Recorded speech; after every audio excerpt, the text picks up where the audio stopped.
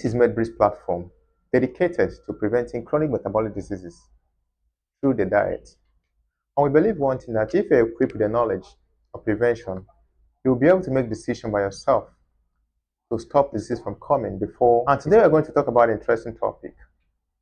If you look around the environment, you notice that children are becoming obese, and many of these children are coming down with adult chronic metabolic disease like hypertension, diabetes, chronic kidney disease, and metabolic syndrome.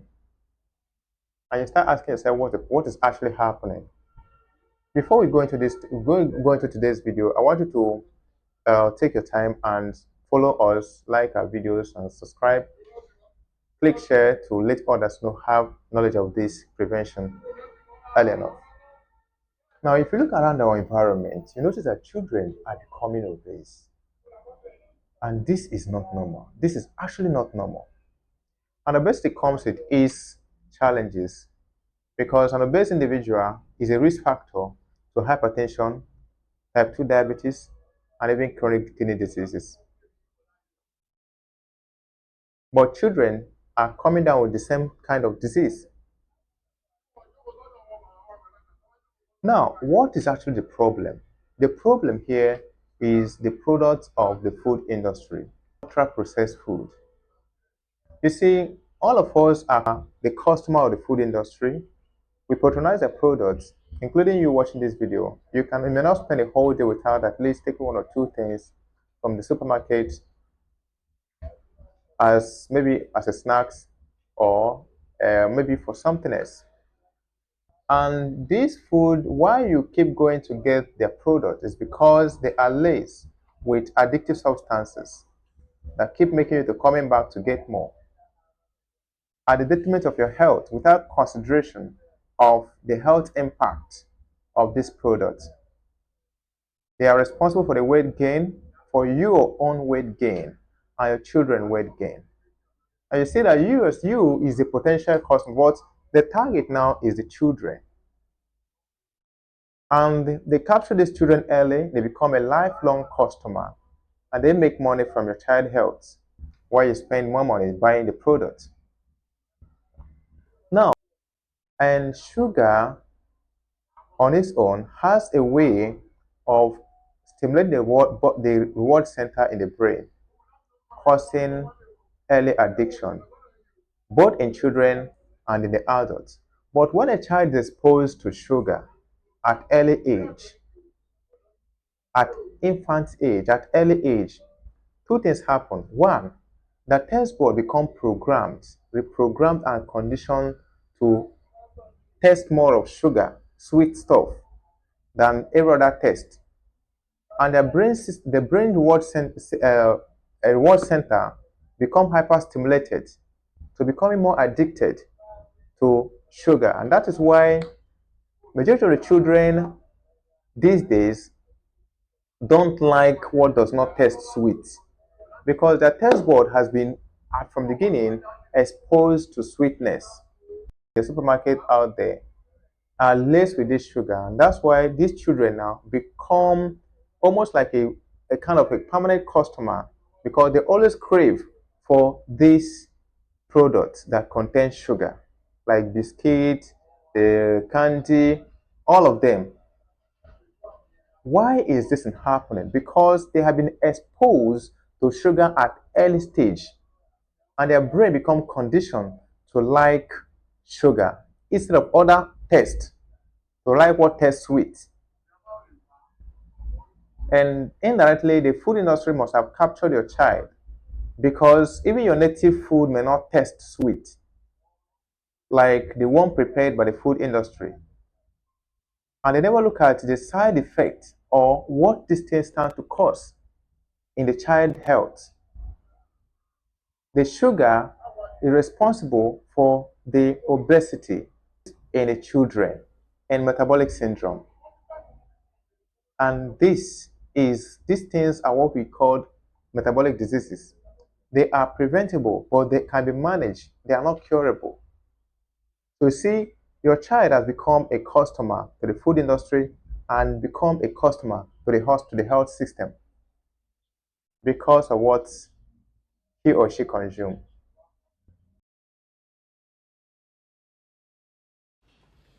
Our next story is about a global giant, a giant that only seems to care about the West. I'm talking about Nestle, the biggest consumer goods company in the world. And what have they done? Possibly risk the health of babies in the global south. Let me explain.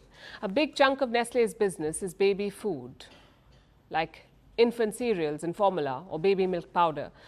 Now, in the West, these products follow global guidelines: no added sugar, no honey, no sucrose. Basically, nothing sweet. But in the global south, that is not the case. A Swiss organization tested Nestle products sold in the global south, mostly in Asia, Africa, and Latin America. And what did they find? Most of them had added sugar. We're talking about products for babies and toddlers under 3 years of age. In Africa, a flavored cereal had 6 grams of added sugar. The same product in Switzerland had none. Another cereal sold in India had 2.7 grams of sugar. In Brazil, 6 out of 8 Nestle products had sugar. How much? 4 grams per serving. In Nigeria, one product had 6.8 grams of added sugar. Now, I know you have questions, and we will try to answer the two basic ones first. First of all, why is added sugar bad? And question number 2, why is Nestle doing it? It's bad because sugar leads to multiple health issues like childhood obesity, cardiovascular disease, and tooth decay. And no, it is not a rich man's problem. Obesity is rising in low and middle income countries. Africa makes up 24% of the world's overweight children. Africa. So added sugar is not good for kids anywhere in the world. Most Western governments have guidelines for this. They say do not add extra sugar to baby food.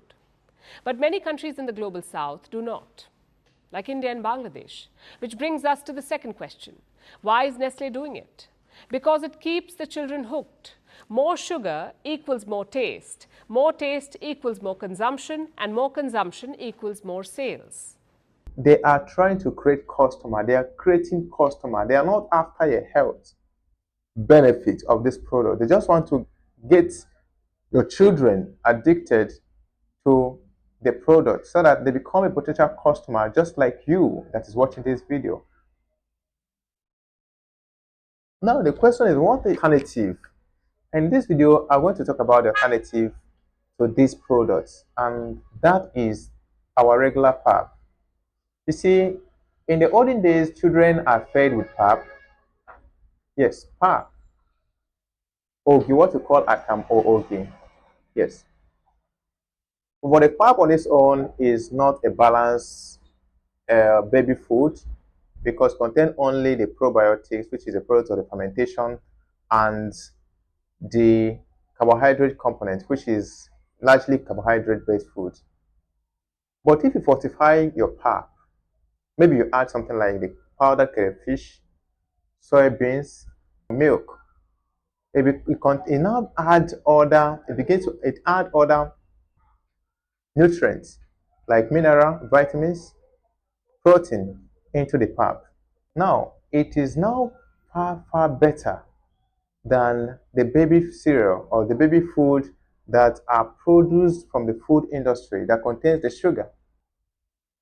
So you can decide whatever you can use to fortify your pap, but the fortified pap is a better alternative to this kind of baby food that can get your child addicted to consuming products or the food industry, thereby causing more weight gain, abnormal weight gain, leading to obesity and the associated chronic diseases that are associated with obesity. We keep preaching to you here in this platform.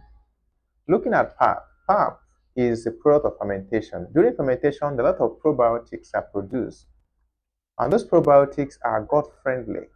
They help to enrich the biodiversity of the gut microbiome of a child. Besides, it is rich with a lot of carbohydrates. Now, when you decide to fortify it with maybe soybeans or date powder or crayfish, you are now adding protein, vitamins, and minerals into the pap. It is now purely natural products that you created by yourself in your kitchen. I want you to value the health of your child. A child gaining abnormal weight and becoming obese is not healthy living. Reduce the exposure to ultra-processed food. Feed your children our native food that are rich in fiber, which can optimize their gut health and help them live very healthy.